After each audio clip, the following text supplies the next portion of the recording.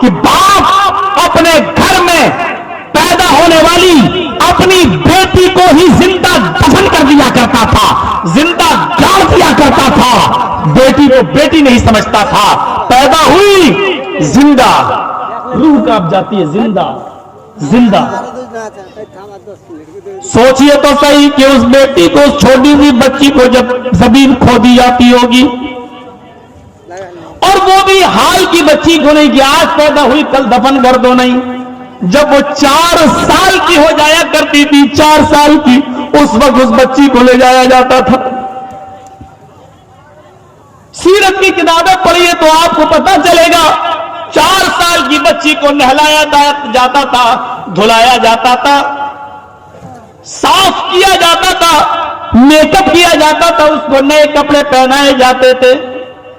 اور کہا جاتا تھا بیٹی ہم تمہیں میلے میں لے کر چل رہے ہیں، میلے میں لے کے چل رہے ہیں۔ طے شدہ وقت کے اوپر اس بچی کو لے کے جایا جاتا، ماں اس بچی کو نہلاتی جاتی اور روتی جاتی، اور بچی کہتی جاتی ماں تم روتی کیوں، ہم تو ابو کے ساتھ میلے میں جا رہے ہیں، شام کو ہم واپس آ جائیں گے۔ لیکن ماں کو معلوم ہے کہ بیٹی تو جس جگہ جا رہی ہے یہ ایسی جگہ ہے کہ جہاں سے واپس آنا مشکل ہے،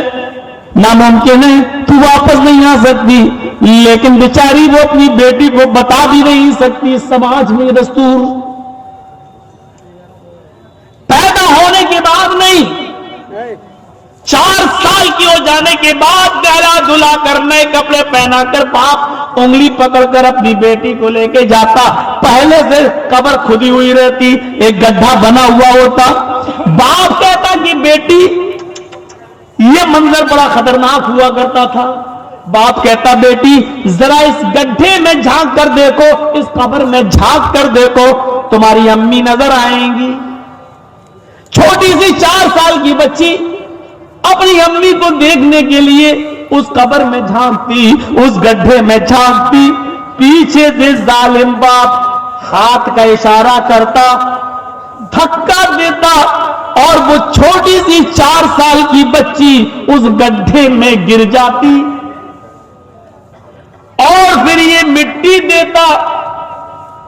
اوپر سے وہ ہاتھ چلاتی، ابو یہ کیا کر رہے ہیں، اور پورا کا پورا زمین پہ پاٹ دیتا، آخری آواز تک رکتا کہ کہیں زندہ تو نہیں ہے، اور جب اس کی آخری چیخ بھی نکل جاتی، بند ہو جاتی، آواز نہیں آتی، تب وہ وہاں سے چلتا اور آ کر سماج میں، سوسائٹی میں، محلے میں، گاؤں میں آ کر فخر کے ساتھ بیان کرتا آج میں نے اپنی بیٹی کو زندہ دفن کر دیا۔ اس کو انعام دیا جاتا تھا، اس کو انعام دیا جاتا تھا۔ میرے پیارے ساتھیوں، یہ جانوریت، یہ حیوانیت کی ایک رسم تھی عرب کی سرزمین پر۔ جوا تو اتنا کھیلا جاتا تھا کہ جوئے کے اندر لوگ جب رقم ہار جاتے تھے تو مکان لگا دیا جاتا تھا، مکان جوئے میں ہار جاتے تھے تو وہ بیوی جوئے میں لگا دیا کرتا تھا، اور جب بیوی بھی جوئے میں ہار جاتا تو وہ اپنی جوان بیٹی جوئے میں لگا دیتا۔ شراب کا حال تو یہ تھا کہ جب بچہ عرب کے اندر پیدا ہوتا تو ہمارے یہاں ماں اس کو سب سے پہلے اپنا دودھ پلاتی یا اس کو شہد چٹاتی۔ ہمارے یہاں کا دستور یہ ہے کہ ماں اپنے بچے کو یا تو شہد چٹا دیتی یا اپنا دودھ پلاتی، لیکن عرب کے اندر جب بچہ پیدا ہوتا تو اس کے حلق میں سب سے پہلے شراب کی قطرے ڈالے جاتے، شراب کی بوندیں ڈالی جاتی۔ یہ اس بات کا اشارہ تھا کہ بیٹا بڑے ہو کر تجھے اپنے باپ کے نقش قدم پر چلنا ہے، اسی شراب کے اندر جینا ہے، اسی شراب کے اندر مرنا ہے۔ یہ شراب جب بچہ پیدا ہوتا تو سب سے پہلے اس کے حلق میں شراب کے قطرے ڈالے جاتے، اس کی رگوں میں سب سے پہلے جو چیز دوڑتی تھی وہ شراب کے قطرے ہوا کرتے تھے۔ دھیرے دھیرے بڑا ہوتا جاتا، شراب پروان چڑھتی جاتی، یہاں تک کہ ایک آدمی جب کھانا کھانے کے لیے بیٹھتا تھا تو پانی کی جگہ پر شراب کی بوتل رکھ لیتا تھا، کھانا کھاتا جاتا اور شراب پی پی کر اس کھانے کے لقمے کو حلق کے نیچے اتارتا جاتا۔ شراب ان کی رگوں میں ایسی دوڑتی تھی کہ شراب کے نشے میں وہ کسی کے جانور کو قتل کر دیا کرتے تھے، اس کا کلیجہ نکال کر کسی کو دے دیا کرتے تھے۔ شراب کے نشے میں بہت سے تو ایسے تھے جنہوں نے اپنی بیٹیوں تک کا ہاتھ پکڑ لیا تھا، بیٹیوں تک کا ہاتھ پکڑ لیا تھا۔ شراب کی حرمت کا اعلان کے بعد ان کو بتایا گیا کہ دیکھیے، انہوں نے کہا ہم ہی تھے جنہوں نے شراب کے نشے میں اپنی بیٹی کا ہاتھ پکڑ لیا تھا اور ہم اس کو کمرے میں لے جانے لگے، بیوی اور بیٹی میں انتر ہی نہیں کر پائے۔ شراب بیٹی اور بیوی کے فرق کو مٹا دیتی ہے، شراب ماں اور بہن کے فرق کو مٹا دیتی ہے۔ میرے بھائیوں، اگر ہم اور آپ میں سے کوئی آدمی شراب پیتا ہے تو یاد رکھنا وہ شراب اس کی بیٹی اور اس کی بہن اور اس کی ماں کے پہچان کو ختم کر رہی ہے، اور ایک دن آئے گا کہ شراب کے نشے میں انسان اپنی ماں بہن بیٹی کی عزت و آبرو سے کھیلے گا۔ خود اللہ کے نبی صلی اللہ علیہ وسلم نے فرمایا لا یاتین علی امتی ما طال بنی اسرائیل حزب النال بالنال، جیسے پیروں میں دونوں جوتے برابر برابر پہنے جاتے، کوئی چھوٹا اور بڑا نہیں ہوتا، دونوں برابر ہوتے ہیں، اسی طرح میری امت اور بنی اسرائیل دونوں برابر ہوں گے، کوئی فرق نہیں ہوگا میری امت میں اور بنی اسرائیل میں۔ اگر بنی اسرائیل میں کوئی اپنی ماں کے ساتھ اعلانیہ زنا کیا ہوگا، بنی اسرائیل میں کسی نے اپنی ماں کے ساتھ اعلانیہ زنا کیا ہوگا، تو ماں تعالی بنی اسرائیل اللہ یاتین علی امتی ما تعالی بنی اسرائیل، تو میری امت میں بھی ایسا ہوگا، میری امت میں بھی ایسا ہوگا کہ ایک شخص اپنی ماں کے ساتھ اعلانیہ زنا کرے گا، اپنی بہن اپنی بیٹی کے ساتھ وہ اعلانیہ زنا کرے گا، چوراہے پر منہ کالا کرے گا اپنی ماں اپنی بہن اپنی بیٹی کے ساتھ، اور اس کی ذمہ دار ہوگی یہی شراب۔ موبائلوں پر آج کل ٹی ویوں پہ کون دیکھ رہا ہے، آج کل موبائلوں پر دیکھی جا رہی ہیں یہ ساری غلط چیزیں ہیں، غلط تصویریں ہیں، غلط فلمیں، یہ چیزیں ذمہ دار ہوں گی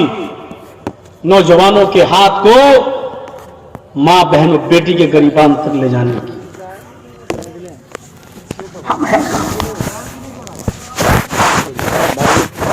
بحقی پڑھیے اور سورن دارمی کا منظر دیکھیے، ایک صحابی اللہ کے نبی کے پاس آتی ہیں اور کہتی ہیں اللہ کے نبی میں مسجد میں نماز کے لیے جاتی ہوں، آپ نے کہا جا سکتی ہو، اس نے کہا میں چادر یعنی برقع، اس زمانے میں برقع نہیں لمبی چادر ہوا کرتی تھی، میں چادر ذرا لمبی پہنتی ہوں، آپ نے کہا ٹھیک کرتی ہو، اس نے کہا کہ زمین سے رگڑتی ہوئی ہماری چادر جاتی ہے، آپ نے کہا چادر اتنی نیچی ہونی چاہیے، اس نے کہا اللہ کے نبی کبھی کبھی بیچ سڑک پر گندگی پڑی ہوتی ہے، لیٹرین پڑی ہوتی ہے، ناپاکی پڑی ہوتی ہے، اگر دائیں اور بائیں مرد بیٹھے ہوں، میرے دائیں بھی مرد اور بائیں بھی مرد بیٹھے ہوں، تو میں دائیں سے نہیں گزر سکتی بائیں سے بھی نہیں، کیونکہ دونوں سائیڈ میں مرد بیٹھے ہوئے ہیں، بیچ میں گندگی پڑی ہوئی ہے، تو کیا میں اپنی چادر کو تھوڑا سا اوپر کر لوں؟ ہوتا نا جیسے راستے میں کیچڑ پڑی ہوئی ہے تو ہم اور آپ تھوڑا سا لنگی اوپر کرتے ہیں اور آگے بڑھ جاتے ہیں، کرتے ہی ہیں، ہماری ماں بہنیں تھوڑا سا ساڑی اوپر کی اور آگے بڑھ گئی تاکہ بھیگ نہ جائے،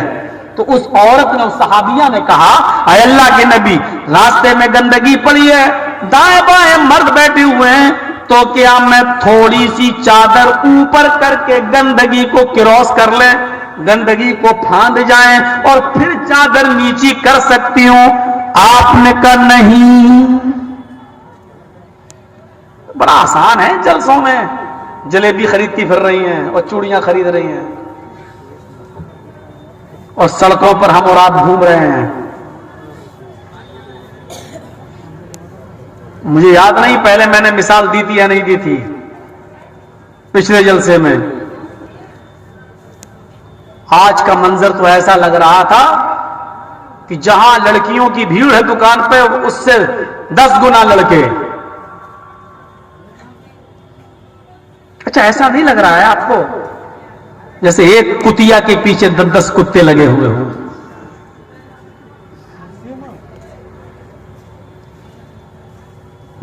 اب ہنستے ہیں مثال پر.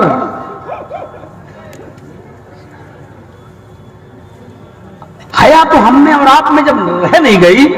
تو قرآن بھی تو جانوروں کی مثال دیتا ہے. اولئک کالانعام بل ہم اضل. یہ چوپایوں کی طرح ہے بلکہ ان سے بھی زیادہ گئے گزرے. کیا قرآن نے چوپایوں کی طرح ہمیں نہیں کہا ہے؟ کیا اللہ تعالیٰ نے چوپایوں کی مثال انسانوں کی مثال چوپایوں سے نہیں دی؟ اولئک کالانعام یہ چوپایوں کی طرح ہے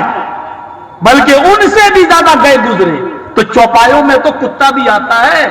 اور ظاہر ہے اس میں سور بھی آتا ہے.